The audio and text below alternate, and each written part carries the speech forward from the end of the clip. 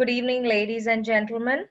A very warm welcome to all our participants, dignitaries, speakers, and panelists to the inaugural address by Shri Suresh Prabhu at the launch of India-Japan Bilateral Forum, organized by the IMC Chamber of Commerce and Industry.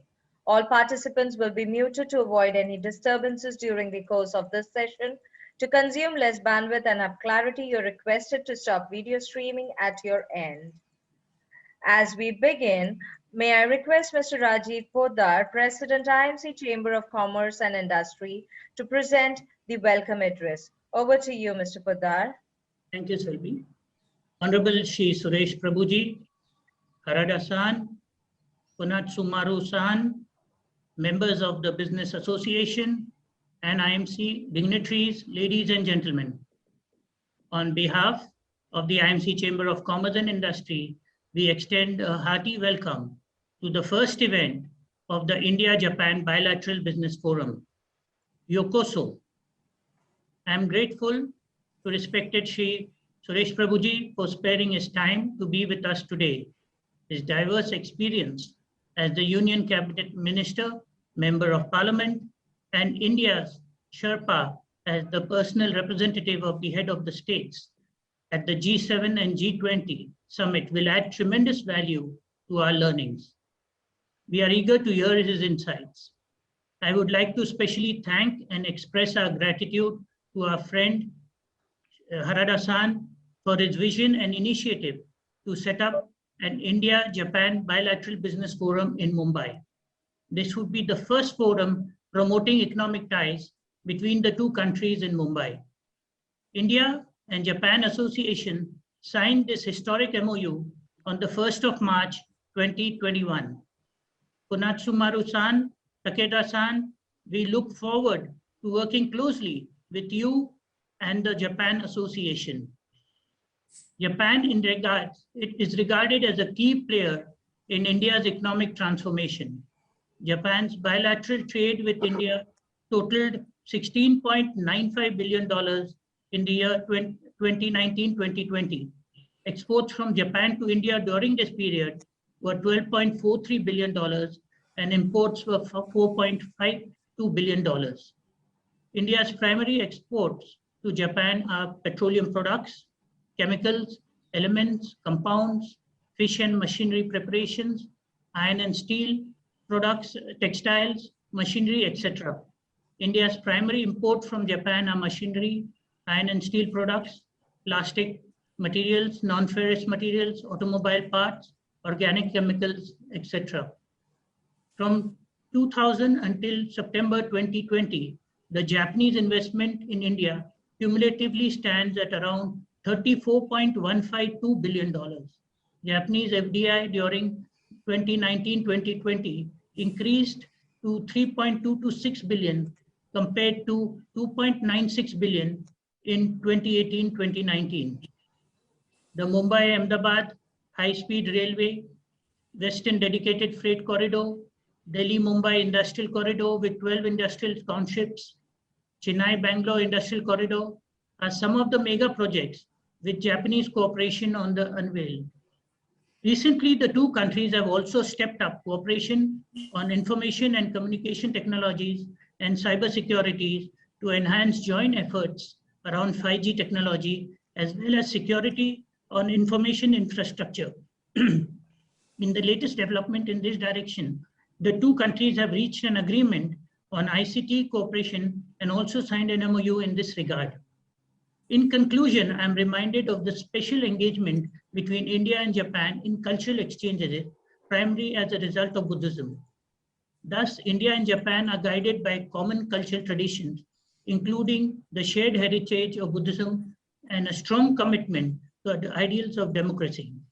Not only national interests, but deep insights into tradition and values can help unite Japan and India as the oldest and the largest democracies in Asia. Once again, a very warm welcome to each one of you and a special thanks to Shri Suresh Prabhuji and Harada-san. Thank you very much. Arigato. Thank you, Mr. Poddar. I now invite Mr. Yasushi Funatsumaru, Japan Association, to present the welcome address. Over to you, Mr. Funatsumaru. Yes, thank you very much for your introduction. I am Funatsumaru. Very sorry, very long name. Everybody call me Funa. I am now current chairman of Japanese Association.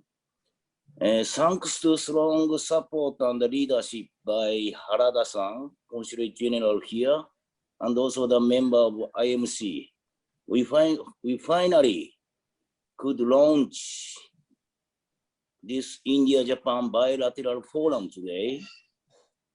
Also, it's my honor that we have valuable speech. We are going to have a valuable speech by Honorable Member of Parliament, Sir Suresh Prabhu, later. I'm very, very happy and glad to have these occasions before Harada-san leaving for Japan. Chairman of Japanese Association will change this April. But I like to commit to contribute the growth of this relationship as a member of our Japanese associations. Lastly, I like to introduce the new chairman of Japanese Association, Mr. Takeda. Takeda-san, could you give us the small message? Hi, can you hear me? Yes. Hi, everybody. My name is Takeda. I'm glad to perform my duty as successor of Funatsumaru-san. But actually, it's a very heavy duty. So the support from everybody is appreciated by all means. Today, thank you very much for having such a great opportunity. Thank you very much. ありがとうございます。ありがとうございます。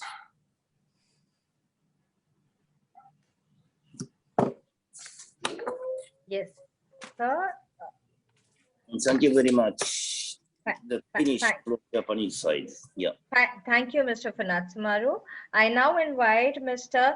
Michio Harada, Consul General of Japan in Mumbai, to present the welcome address. Over to you, Mr. Harada. Just a minute, sir. Yeah, please unmute yourself, sir.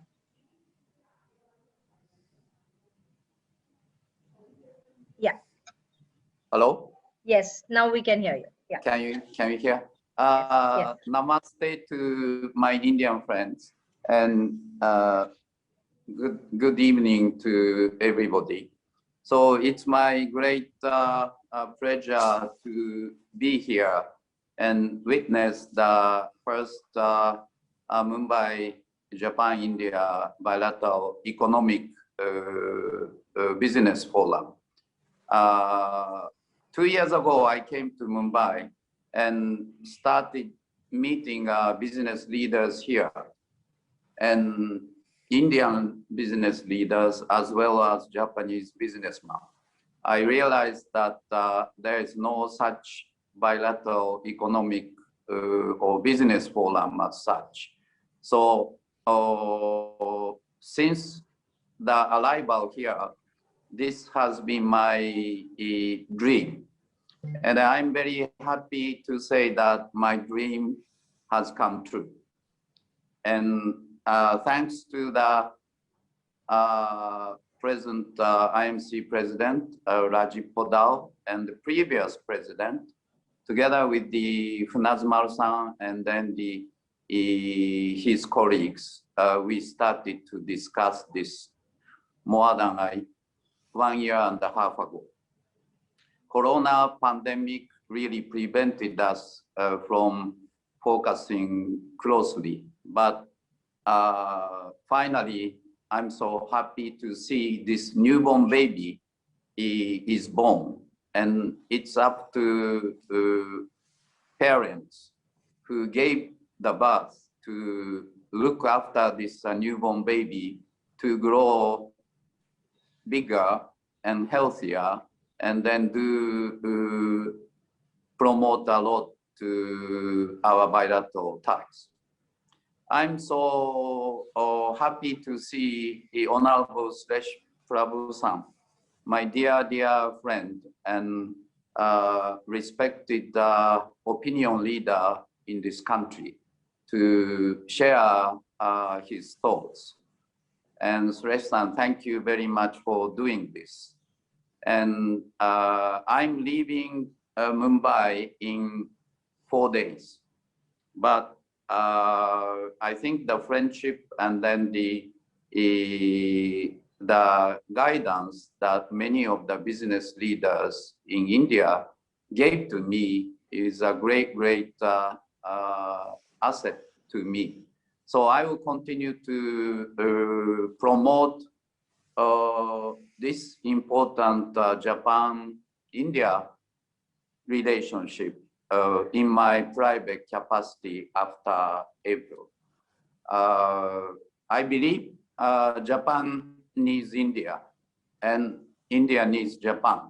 And this is strategic relationship is going to grow in the next decade, more than we expect. So I'm very happy again to see this happen. And it's our responsibility to make this business forum to grow. And we need all your support. Thank you very much. ありがとうございました。Thank you, Mr. Harada.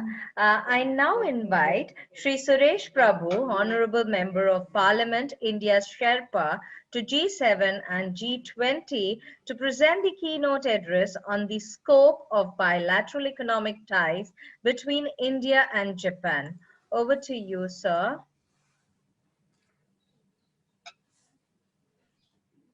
Good evening, friends. I thank our dear friend, the Consul General of Japan to India in Mumbai,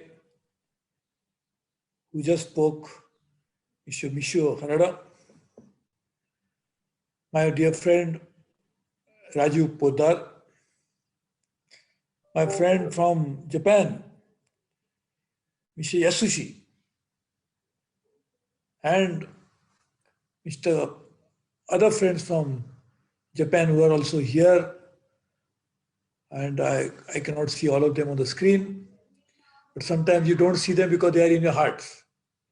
So you don't have to see outside, they are within you. So I welcome all of you and congratulate my friends for organizing this very interesting program and creating a new forum between India and Japan, but particularly between Japan and Mumbai. And therefore, I wish to thank everybody. Our Consul General from Japan has been an exemplary diplomat in India. He played a crucial role in enhancing the relationship, elevating it to the new level, bringing people closer to each other, but also bring new dimension to this relationship. When he just mentioned that he has been here for just about 2 years, I can't believe it. It looks like ages, because the amount of work that he has put in, his contribution to this relationship cannot just be captured in the matter of the time. And therefore, I really wish to thank him. And I learned that he is now going to be leaving this particular diplomatic mission. And therefore, it's a grand finale to his very remarkable tenure here. And I think, therefore, I want to thank him for this. I welcome my Japanese friends who are joining in this program, because I keep saying this, but again, I will repeat it, that my first visit to Japan was 37 years ago. And why I remember 37 years ago? Because I'm married for 37 years. And in fact, it so happened that I was involved with United Nations. And when I got married, I had already accepted a program to visit United Nations because there were 130 countries visiting, having a program there. So they invited me with my wife, and we had our honeymoon in Japan. And since then, I've been there 27, 28 times. So my marriage may be old, but my honeymoon with Japan is very young.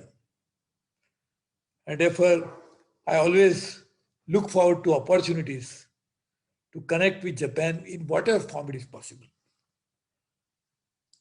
As a minister of 10 different portfolios, each portfolio I had developed better relationship with Japan. As lately, the commerce industry minister, we started a startup program in Bangalore when I signed and the Minister for Trade and Industry from Japan signed, and we started that program. As railway minister, we signed about, I think, $21 billion deal for making India-Japan Shinkansen, the bullet train project, and many others. I don't want to go into that. Even as environment minister way back 24 years ago, I had also worked on so many initiatives with Japan. I was also in, so that's as minister. As a member of parliament, I used to be the chairman of Indo-Japan Parliamentary Forum. I led delegation to Diet in Japan, and I have many, many friends in the parliament, in the government, in the society. I'm also part of Indo-Japan Strategic Dialogue.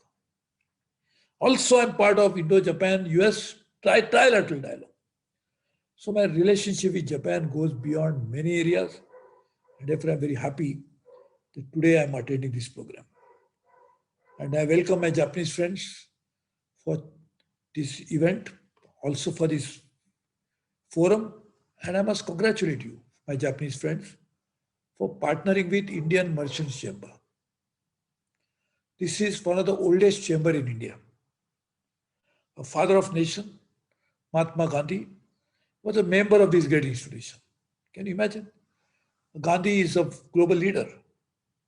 And he was a lawyer, of course, but he was a great saint, freedom fighter, great leader.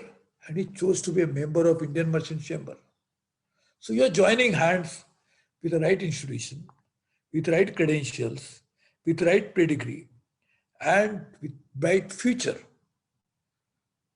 Mr. Poddar, who is leading it today, is not just a business leader, but also has a vision.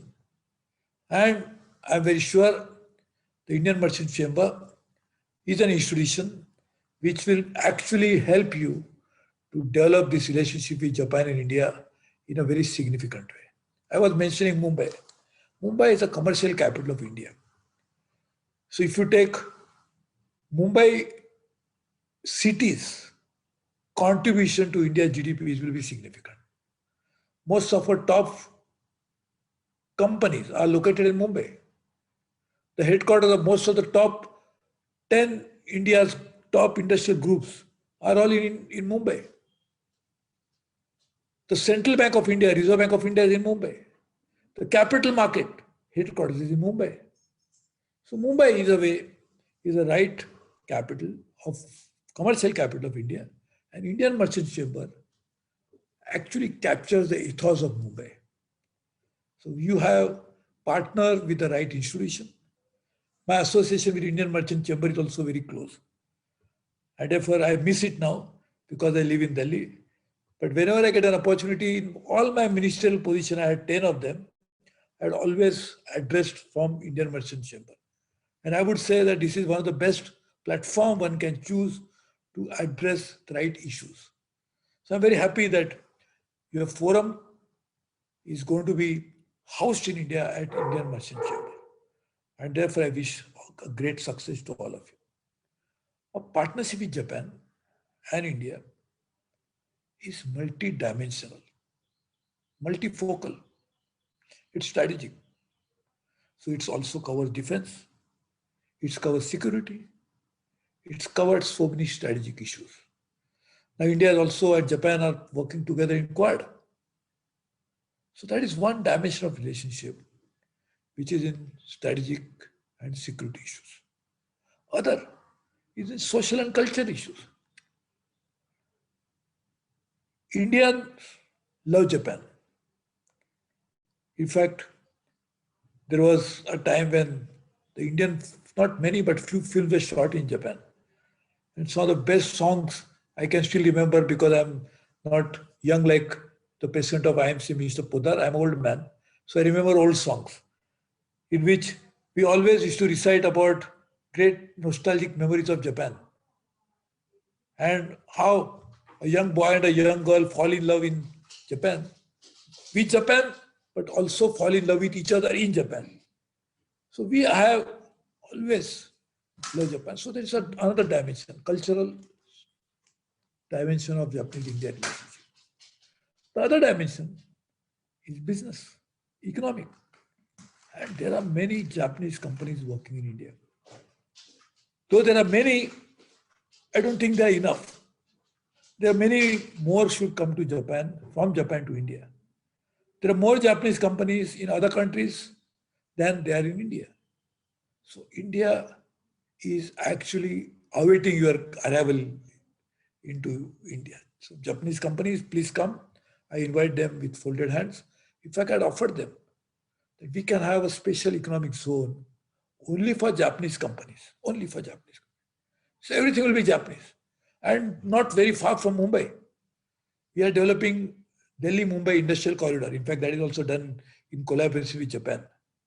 And in that corridor in Aurangabad, I had offered them place where there will be one node which can be offered only for the Japanese companies. So I request my Japanese friends to come to India and try to strengthen this relationship, which is already there in strategic issues, in defense issues, in security issues, in cultural issues. Now try to strengthen them in economic issues. As the president of IMC mentioned, there's a huge trade already exists between India and Japan, but there is not much. We have an economic partnership already. So there is actually a free trade agreement with Japan and India.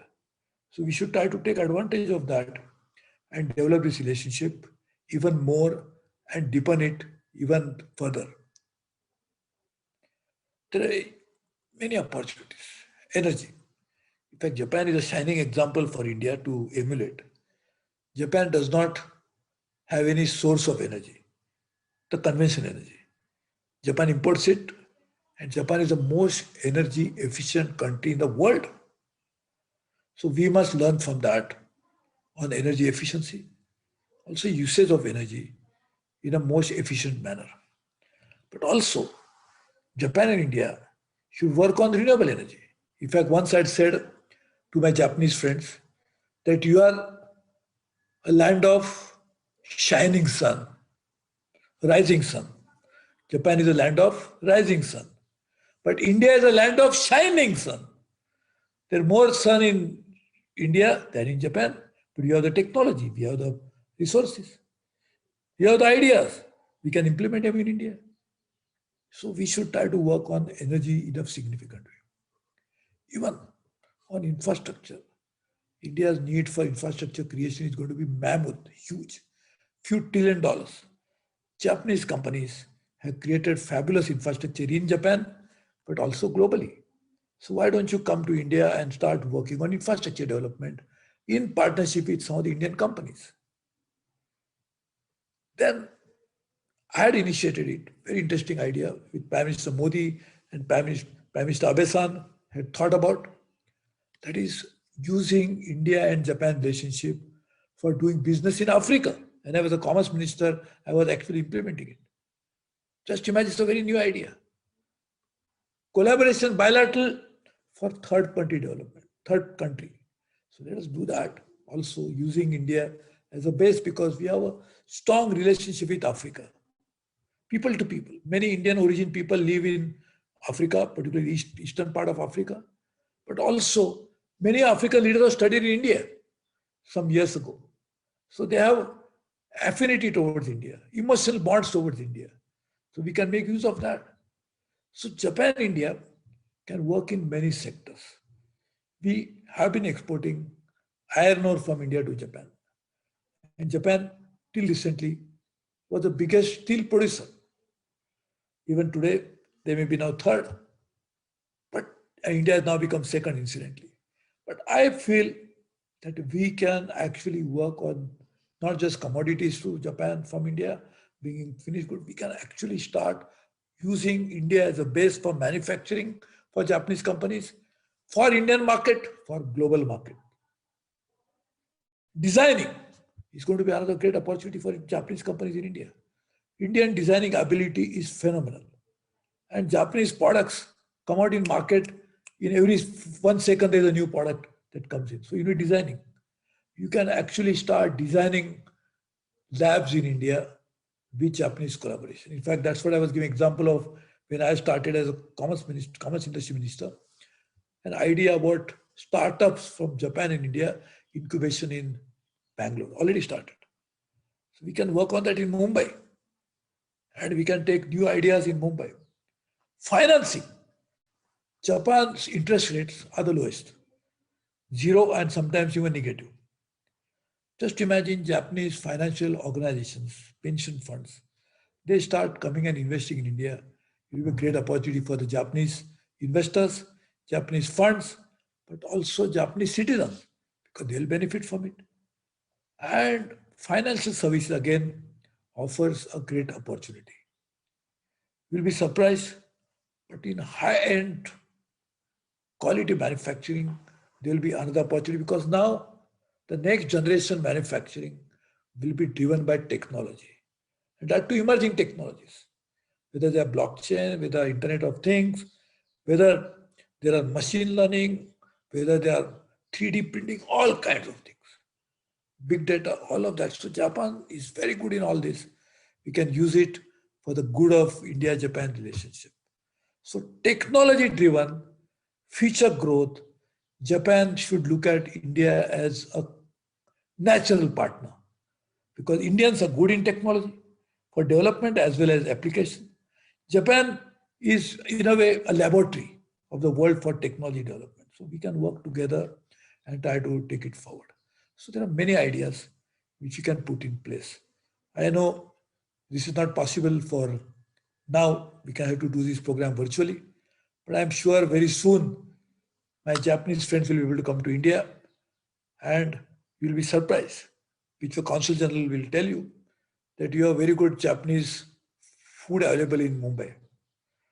I think that's one of the best Japanese restaurant, people say, and I love it, of course, so I like it. But my Japanese friend, not just a Consul General or the ambassador, but many others who I visit, they always tell me that they love Japanese food in Mumbai. So you please visit, enjoy your own food in India, but of course, I would not recommend only you the Japanese food in India. You'd enjoy Indian food, which has so much of variety. But the palate will not be just filled with different food varieties, but with a menu of different business opportunities. And I think that is what we should look at, try to find out how can we make best use of it. And I think Japan, India are really good friends, because we don't have any contentious political issues. With many of your neighbors or our neighbors, we have issues. But with Japan, we have no issue at all politically. So we have only one issue, as how can we make the relationship even better. And therefore, I welcome the idea of creation of this forum. I only hope that this is the beginning of a different dimensional relationship. Because government to government relationship is important, which I always promoted, but it has a limitation. Governments can take it to this far, but not beyond. But people can take it to any level. And businessmen with their infinite ideas, unimaginable capabilities, can even take this relationship to heights which are even not seen. So I really look forward to all of you doing that. Wishing you all my best, and hoping that soon my friends from Japan will visit India, and I'm sure my friends from Mumbai will be able to visit beautiful Japan. I think there is going to be Olympics, and I hope that happens. I remember in G20, the last declaration, the leaders' declaration, I deliberately insisted and supported Japan's claim to host these Olympics. So global community has supported it in writing, in a declaration of the leaders. So we hope Japan will be able to host these Olympics as good as they always do, or better than what they have done in the past. And therefore, we all looking forward to working with my friends in Japan in different dimensions. So sports is another area that we can work with. Thank you very much. Arigato. Thank you, sir. As we come to the conclusion of this new start, may I request Mr. Juzer Khorakiwala, Vice President, IMC Chamber of Commerce and Industry, to present the vote of thanks. Over to you, Mr. Khorakiwala.